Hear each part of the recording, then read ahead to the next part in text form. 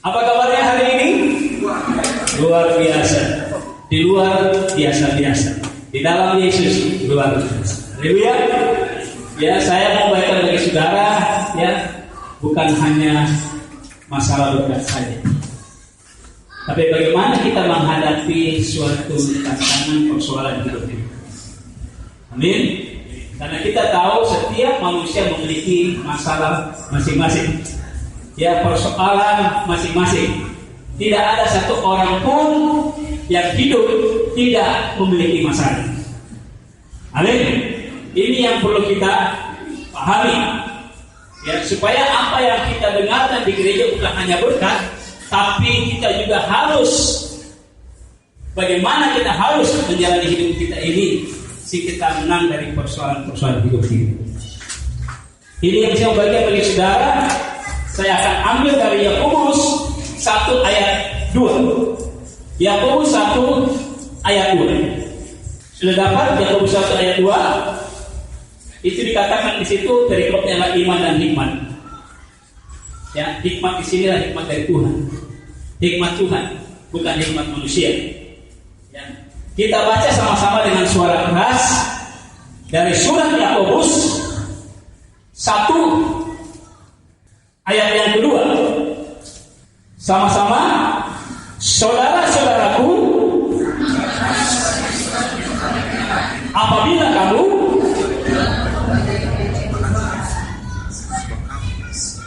saudara-saudaraku, anggaplah sebagai suatu kebahagiaan apabila kamu jatuh dalam berbagai percobaan. Jadi di sini mau dikatakan bahwa orang Kristen bukan hidup tanpa masalah. Tapi Alkitab mengatakan berbahagia, bahagialah saudara bila jatuh dalam, bila memperoleh. Di sini apa? Jatuh dalam berbagai pencobaan. Saudara bingung, kok pencobaan bahagia sih? Nanti kita akan bahas satu persatu. Oleh sebab itu saya mengatakan kepada saudara, jadi apabila saat ini kita berpikir kita bisa menjalani hidup ini tanpa masalah, itu berarti kita sendiri ada dalam masalah. Makanya banyak orang yang meninggalkan Tuhan karena dia pikir Tuhan tidak ada masalah. Hanya mujizat itu benar. Tapi ada masalah yang Tuhan izinkan bagi saudara dan saya. Lagu tadi luar biasa, dikatakan dia ada Raja Maha Kuasa, Raja di atas segala raja, Bapa yang kekal, yang abadi. Jadi kalau ada masalah, kita punya Raja di atas segala raja. Amin. Yang berkuasa. Bila ada masalah, kita punya Bapa yang abadi. Bapa dunia akan meninggalkan kita. Nggak mungkin selamanya dia beserta kita. Tapi Yesus, Immanuel. Bukan hanya Immanuel, kita anak-anak Tuhan yang memiliki Bapa yang abadi. Dimanapun kita berada, kapanpun kita berada, Dia selalu memperhatikan anak-anak. Tetapi bukan tidak ada masalah. Kalau sudah mati baru tidak ada masalah. Yang masalah orang hidup, ya, orang mati, ya, kubur harus bayar tiap tahun. Yang masalah bukan orang mati, yang masalah orang hidup. Tapi saya mau katakan saudara, hari ini kita menerima firman Tuhan yang luar biasa, yang mengatakan bahwa saudara-saudaraku, anggaplah sebagai suatu kebahagiaan. Suatu kebahagiaan apabila engkau jatuh dalam pencobaan. Mengapa demikian? Yang pertama kita lihat, ya, mengapa dikatakan sini anggaplah sebagai suatu kebahagiaan. Mungkin ada yang bertanya kepada yang mungkin tidak bisa menganggap setiap masalah sebagai suatu kebahagiaan. Jawaban hari ini bagi saudara, yang pertama, kita dapat menganggap suatu kebahagiaan karena pertama, kita baca 2 Timotius 3 ayat 16. 2 Timotius 3 ayat 16. Ini surat Rasul Paulus pada anak rohaninya, yaitu Timotius, surat penggembalaan. Segala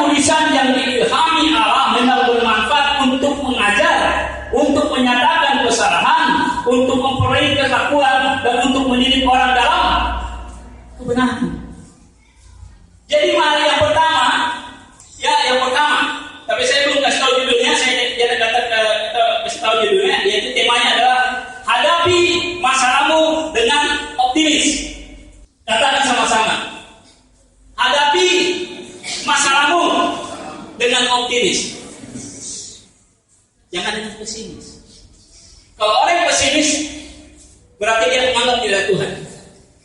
Tapi saudara punya Tuhan, Bapa yang buta, Raja di atas segala raja. Harus optimis. Karena setiap persoalan hidup kita, masalah kita, semuanya itu seizin Tuhan. Tidak satupun rambut kita akan jatuh tanpa seizin Tuhan. Amin. Bagaimana kita dapat menghadapi masalah dengan optimis? Yang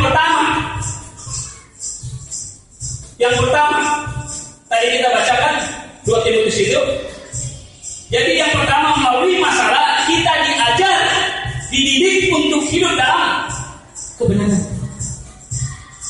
Amin.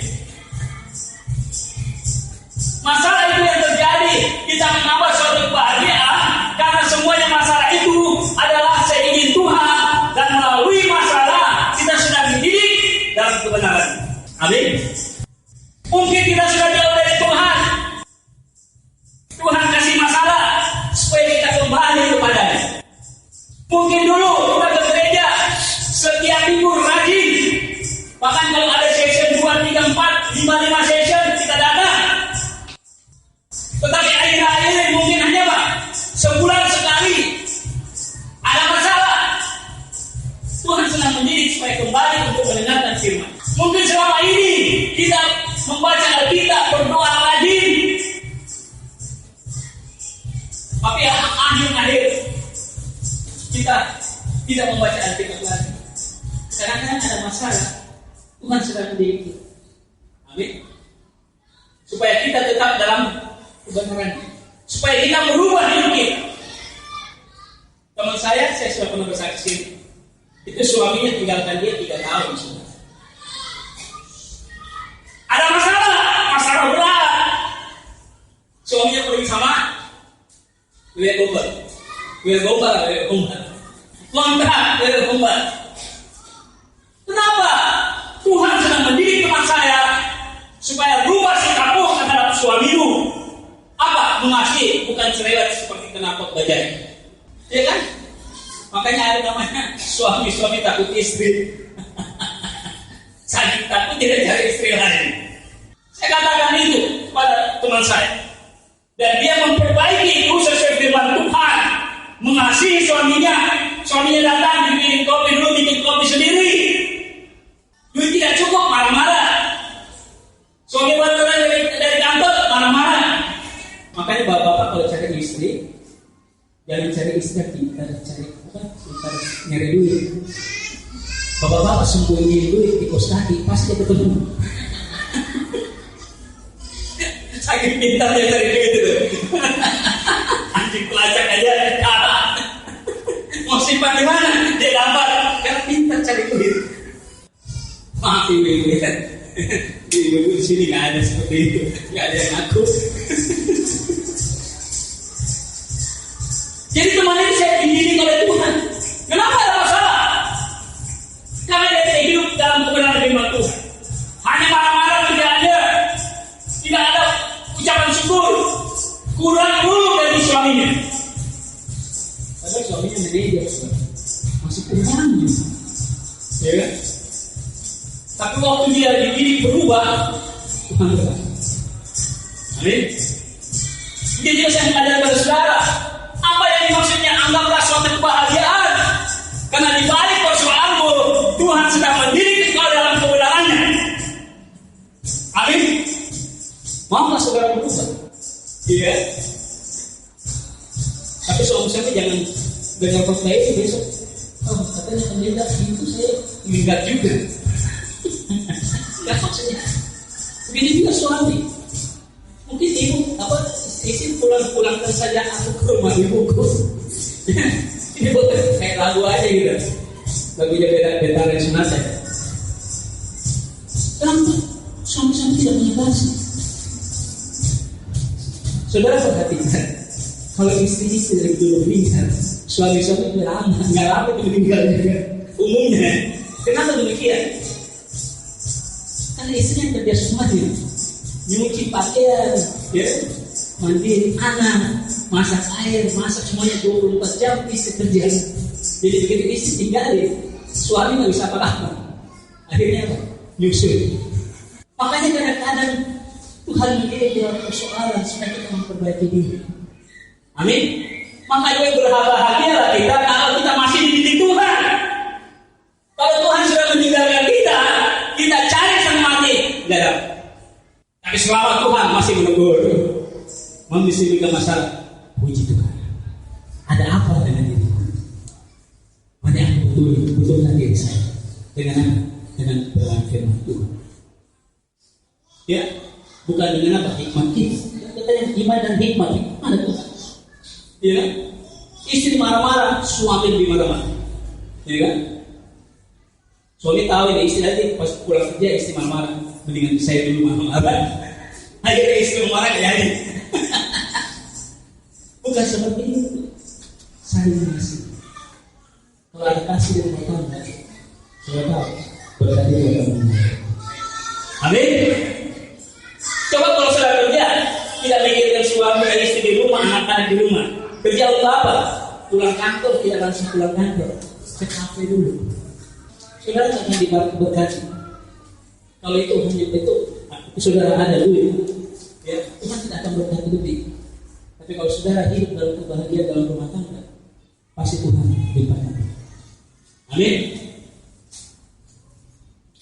Ini yang pertama. Jadi kalau ada persoalan hidup kita, mari kita mau berdekatan diri sama Tuhan. Apa yang telah aku perbuat, Tuhan, saya mau berdekatan diri sesuai dengan kebenaran firman Tuhan, bukan hikmat kita. Amin. Kalau hikmat kita makin jadi makin rusak. Amin. Kenapa? Ego kita, maunya kita. Tapi kalau maunya firman, saudara punya Tuhan yang luar biasa. Ya, dia itu kasih. Amin. Dia itu kasih agape. Saudara harusnya bisa melakukan kasih agape. Kenapa? Karena ada Roh Kudus dalam diri kita. Amin.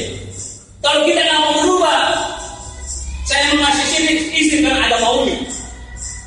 Istri mengasihi suami kan ada maunya. Kalau tanggal muda, kopinya manis banget. Setengah tua, udah tengah bulan, kopinya mulai pahit. Akhir bulan, udah kering, suami itu gaji udah habis, bikin sendiri.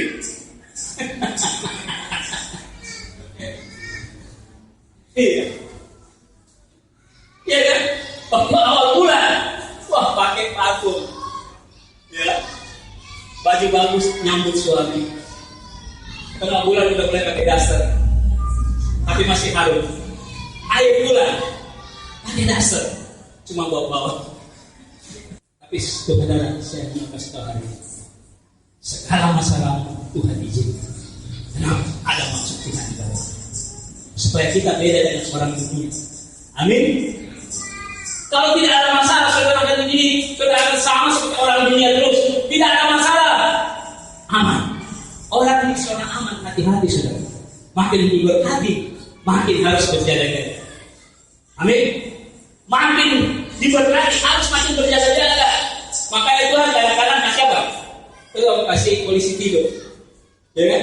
Waktu kita ngantuk, ya. Waktu kita ngantuk di jalan tol ada yang apa namanya? Saya berapa ya? Undukan ini kan? Waktu kita ngantuk, Tuhan ingat seperti masalah. Waktu kita sudah dalam zona aman, Tuhan ingat. Jangan lupa tetap berharap Tuhan, jangan mengangkat piring hewan. Amin. Yang mau saudara dididik dalam kebenaran firman Tuhan, supaya berkat dunia saudara terima, berkat surga kita saudara. Haleluya. Sama-sama katakan, masalahku supaya aku dididik dalam kebenaran firman, dan bisa melakukan. Haleluya. Beri kemuliaan bagi Tuhan Yesus. Ini yang pertama. Yang kedua, hadapilah masalahmu dengan optimis. Tidak dapat menganggap suatu kebahagiaan karena masalah. Karena yang kedua adalah Mazmur 121 ayat 1 dan 2. Mazmur 121 ayat 1 dan 2. Ya, ini pemazmur mengatakan demikian. Aku melayangkan mataku ke gunung-gunung. Dari manakah akan datang pertolonganku? Pertolonganku ya dari Tuhan yang menjadikan langit dan bumi. Jadi pemazmur melihat, dari mana pertolonganku? Pemazmur ada masalah besar. Tapi dia mengatakan Tuhan adalah sumber pertolongannya. Sehingga dia katakan, dari mana pertolonganku? Dari Allah pencipta langit dan bumi. Amin. Dari mana pertolongan saudara? Dari Tuhan pencipta langit dan bumi. Pada mulanya adalah firman. Firman itu bersama-sama dengan Allah. Firman itu adalah Allah itu. Saudara, pertolongannya dari Allah. Amin. Katakan sama-sama. Persoalanku boleh banyak, tapi Allahku jauh lebih besar yang dapat menolongku. Haleluya. Beri kemuliaan bagi Tuhan Yesus. Jadi yang kedua, melalui masalah supaya kita bergantung hanya kepada Tuhan. Saya ulangi, yang kedua, melalui masalah supaya kita bergantung hanya kepada Tuhan, hanya kepada Tuhan. Ada orang Kristen bergantung sama Tuhan, bergantung dengan yang lain. Tapi sini tidak, benar-benar tidak. Banyak. Kalau orang setengah-setengah dengan Tuhan, dia bisa bergantung kepada orang lain. Bergantung pada manusia. Firman mengatakan, terkutuklah orang mengandalkan manusia, mengandalkan dirinya, dan menjauh dari Tuhan. Tetapi diberkatilah orang yang mengandalkan Tuhan dan menaruh harapannya kepada Tuhan. Amin. Ini firman, dengar baik-baik. Ada persoalan, berbahaya saudara, karena pertolonganmu dari Tuhan, pencipta alam semesta ini, yang berkuasa atas segala yang hidup dan segala yang mati. Tidak ada Tuhan selain Yesus. Katakan sama-sama, tidak ada Tuhan selain Yesus. Orang lain mencari Tuhan, saudara, Tuhan yang datang mencari saudara, karena Dia Bapa yang dekat. Siapa yang paling mengenal Tuhan? Yesus. Siapa yang bisa mengenal Yesus? Hanya saudara, karena ada roh kebenaran itu di dalam kita. Amin. Saya tidak tahu persoalan saudara. Seberat apapun sakit saudara, masalah rumah tangga, masalah pekerjaan, segala masalah, andalkan Tuhan. Jangan saudara katakan, oh Tuhan, saya sudah doa setahun, Tuhan memberi jawaban. Dengar baik-baik. Mungkin hatimu kurang mengandalkan Tuhan, kurang percaya. Saudara mungkin berdoa, memang saya berharap pada Tuhan, tapi hatinya bingung. Tuhan tidak mau seperti ini.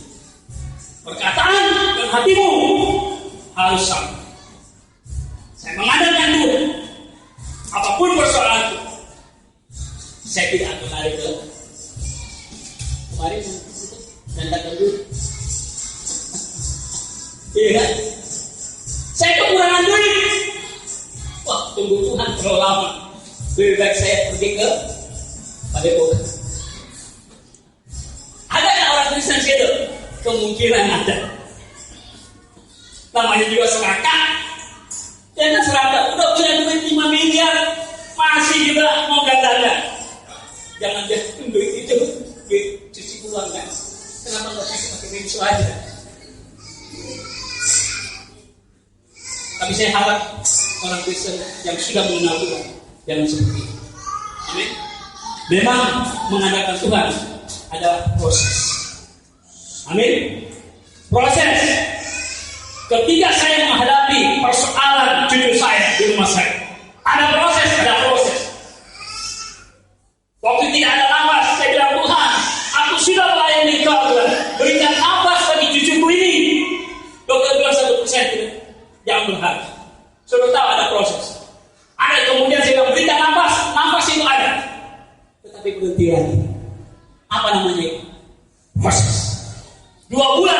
saya harus di rumah sakit. Itu namanya proses dari Tuhan. Apa saya masih percaya atau tidak? Tapi saya tetap percaya. Dan pada akhirnya malaikat bernyanyi depan itu. Terima kasih Tuhan untuk kasih setiamu. Saya tanya sama orang itu sekitar itu yang tinggal situ. Ada yang nyanyi? Tidak ada yang nyanyi. Malaikat yang nyanyi. Saat itu selesai nyanyi itu besoknya cucu saya sembuh. Amin. Ada proses kalau mohon dari Tuhan. Tuhan lihat dulu apa benar doamu ini untuk memuliakan Dia atau hanya sementara. Begitu dapat berkat engkau tinggalkan Tuhan. Tapi Tuhan tahu, Tuhan melihat apakah engkau benar-benar sungguh-sungguh minta sentuhan dari Tuhan atau hanya menerima mujizat setelah itu selesai seperti 9 orang kusta. Ya kan? 9 orang kusta hanya mau mujizat tapi tidak mau Yesus. Tapi engkau kalau mengandalkan Yesus artinya engkau mau Yesus. Amin. Pasti dia tolong. Saya mau katakan pasti. Ini yang kedua. Melalui masalah supaya saudara dan saya hanya bergantung kepada Tuhan. Termasuk saudara dia dikejar-kejar, mau dibunuh, tapi dia tetap bermasuk. Dia tetap mengandalkan Tuhan. Hati yang gembira adalah orang. Amin. Artinya hati gembira tidak dipengaruhi oleh keadaanmu, tidak dipengaruhi oleh orang, tidak dipengaruhi oleh apapun yang pahit yang kau rasakan, tidak mempengaruhi engkau. Untuk apa? Bergembira. Hati yang gembira. Artinya saya berharap hanya pada Tuhan. Amin. Dan saya percaya Tuhan pasti turun tangan. Amin. Ini saya bagi saudara. Jadi jangan masalah itu, aduh berat banget. Berat banget karena engkau mengendong masalah itu, mengangkat beban itu hanya sendirian. Tapi saya mengatakan, serahkan bebanmu pada Tuhan. Amin. Tetap bersyukur. Artinya apa? Tetap bersyukur. Percaya bahwa Tuhan pasti menolongmu. Amin. Makanya setiap habis doa saya selalu terima kasih Tuhan. Walaupun saya dalam keadaan sakit, saya bilang terima kasih Tuhan. Saya bersyukur karena saya punya Tuhan. Kenapa? Tuhan yang tidak terbatas. Amin. Kalau Dia sudah membuka, tidak satu pun dapat menutup. Tidak satu pun dapat menutup. Kalau Dia membuka, tidak satu pun dapat menutup. Bukan berarti kita tidak pergi ke dokter, bukan. Tapi kalau ke dokter, Tuhan tunjuk dokter yang benar. Amin. Tunjuk dokter yang benar. Pakai tangannya untuk mengobatiku. Tapi engkaulah sumber kesembuhan itu. Amin. Kadang-kadang orang Kristen tunggu mujizat. Dokter Tuhan pakai, saudara. Amin. Dokter Tuhan juga pakai. Ya, ada ilustrasi mengenai apa? Banjir. Ya, banjir. Ada orang yang hanya mengandalkan Tuhan. Tidak salah, kita harus mengandalkan Tuhan. Dia mau hanya mujizat dari Tuhan. Ketika air sudah sampai ke dadanya, dia tetap tidak mau keluar dari rumah. Ada yang lewat pakai perahu, Pak, ayo naik perahu. Tidak, saya mau Tuhan yang menolong. Udah sampai dia mah, udah sampai di atas kepala, nggak bisa nafas, mati lagi. Kemudian masuk dia ke surga. Nanya dia sama Tuhan, Tuhan saya sudah berdoa waktu banjir, kenapa Tuhan tidak menolong? Tuhan bilang saya sudah kirim orang pakai perahu untuk menolongmu. Kenapa engkau tidak naik? Karena kalau bisa mau mujizat, udah tenggelam mujizat. Banyak ada mujizat, mujizat itu bisa melalui orang, saudara. Amin. Saudara lihat, Yusuf mengalami suatu apa? Suatu berkat yang luar biasa melalui siapa? Atasan-atasannya. Tapi siapa yang menjawab atasannya? Tuhan. Gitu ya, saudara. Andalkan Tuhan dalam hidupmu. Kalau saudara apapun, tetap bersyukur dan berdoa. Jangan lari kemana-mana. Ada teman saya dulu, ya, orang Kristen. Supaya bosnya itu senang, sayang dia, pakai tanah kuburan, saudara. Dia tidak mengandalkan Tuhan. Tapi saya bagian bagi saudara, andalkan Tuhan dan engkau lihat Tuhan akan berikut kerja bersama engkau, ikut mengangkat segala persoalan hidup. Amin. Engkau lihat Tuhan akan melibatkan dirinya, mengambil alih persoalan, mengangkat sakit penyakitmu, menyembuhkan. Saya mau tanya sama saudara, waktu zaman itu Yesus menyembuhkan 10 orang kusta, bukan hanya menyembuhkan, Ia mentahirkan. Sudah tahu mentahirkan? Membuat apa? Suci kembali. Karena itu orang kusta dianggap dosa. Karena dosa mereka sakit. Mentahirkan secara rohani, mentahirkan secara jasmani. Semuanya tidak ada bekas. Kalau Tuhan sudah menolong, Tuhan sudah terlibat dalam hidupmu, segalanya Tuhan selesaikan sempurna. Haleluya. Beri kemuliaan dari Tuhan Yesus. Jadi yang kedua, kita dapat menganggap suatu kebahagiaan karena masalah. Yang kedua, karena melalui masalah, supaya orang-orang percaya hanya bergantung kepada Tuhan, hanya datang kepada Tuhan, memohon kepada Tuhan, dan sabar menunggu jawaban Tuhan. Dan yang ketiga, yang terakhir,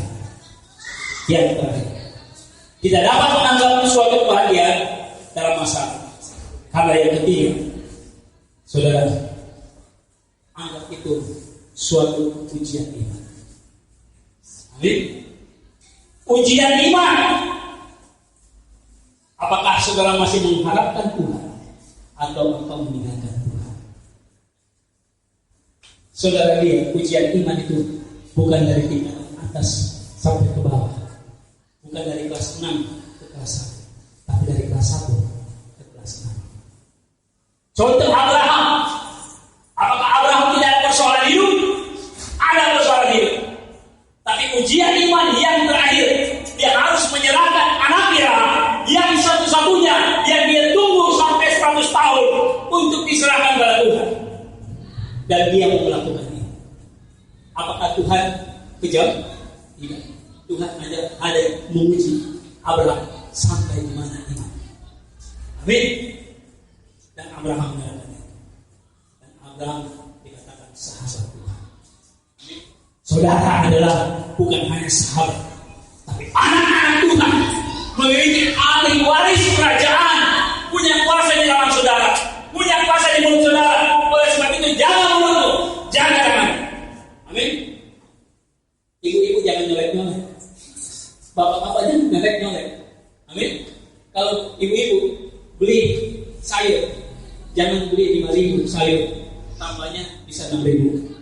Tambahin dong. Akhirnya tukang sayur rugi. Bapak-bapak di kantor, jangan nyolek-nyolek sekretaris, jangan nyolek-nyolek teman sekerja, jangan ngomongin jorok-jorok dari mulut saudara. Engkau bukan hanya sahabat. Amin. Ujian iman. Kalau ada masalah, anggap itu ujian iman. Di balik itu ada jawaban berkat Tuhan yang luar biasa.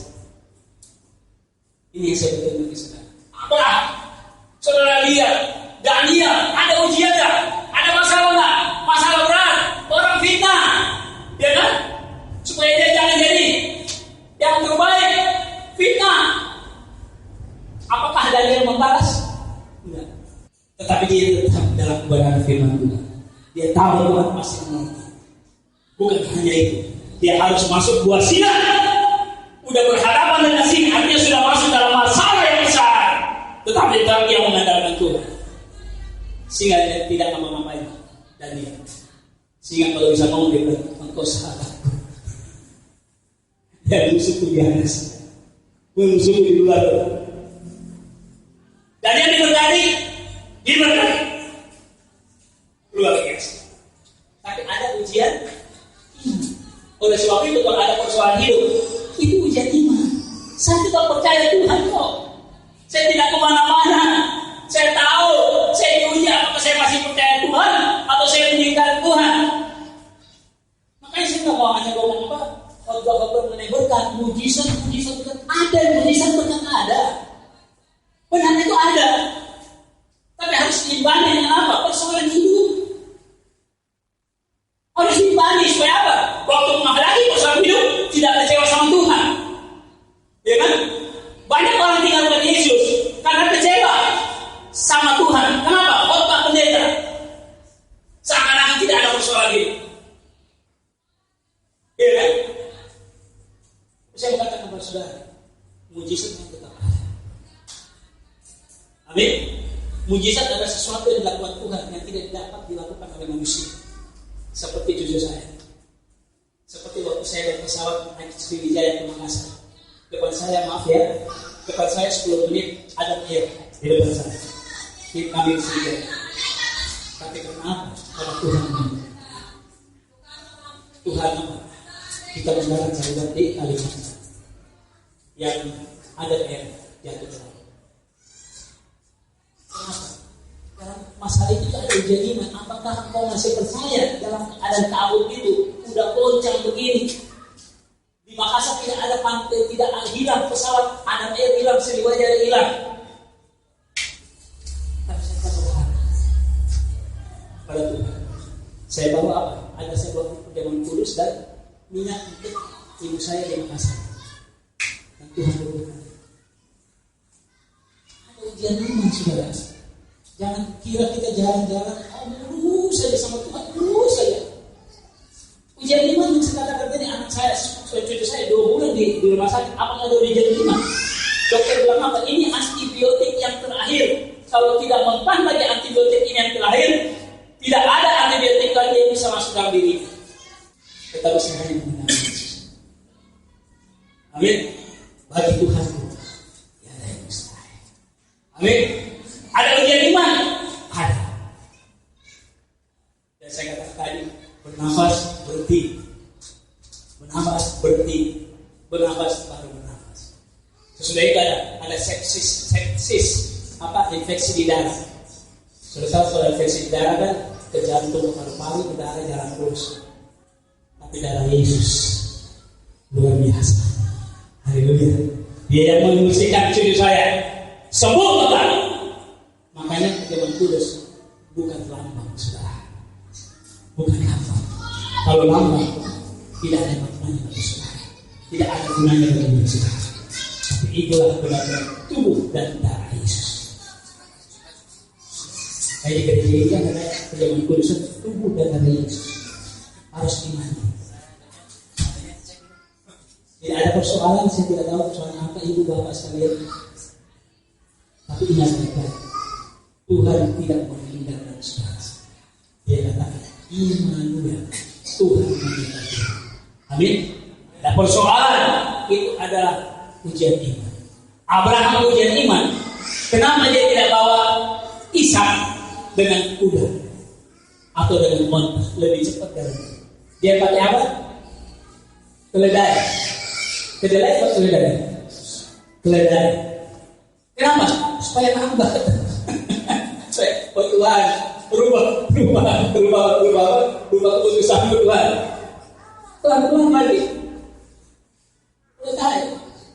Kalau onta udah sampai, tapi mau sampai cepat dapat lambat, keputusan Tuhan tetap tidak dikabulkan. Amin. Ini ujian iman. Saudara belum ada ujian iman seperti Abraham. Saudara belum ada ujian seperti apa? Misalnya ada itu harus masuk api.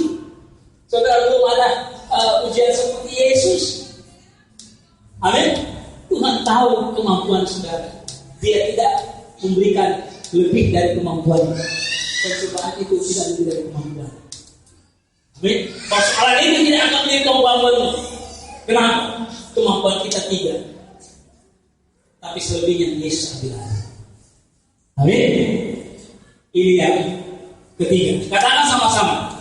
Persoalanku hanyalah ujian ini. Aku harus meningkat. Imanku makin meningkat bersama Yesus Kristus Tuhan. Haleluya. Beri kemuliaan dari Tuhan Yesus.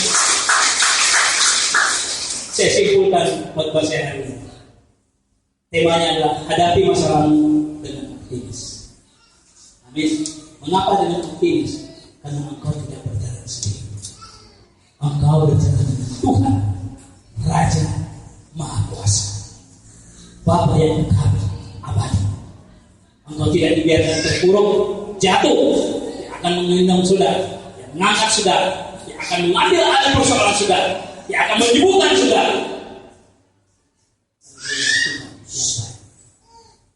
Oleh sebab itu, bila ada persoalan dalam hidup saudara, pertama, masalah itu supaya kita diajar lebih dalam mengenal kebenaran firman Tuhan.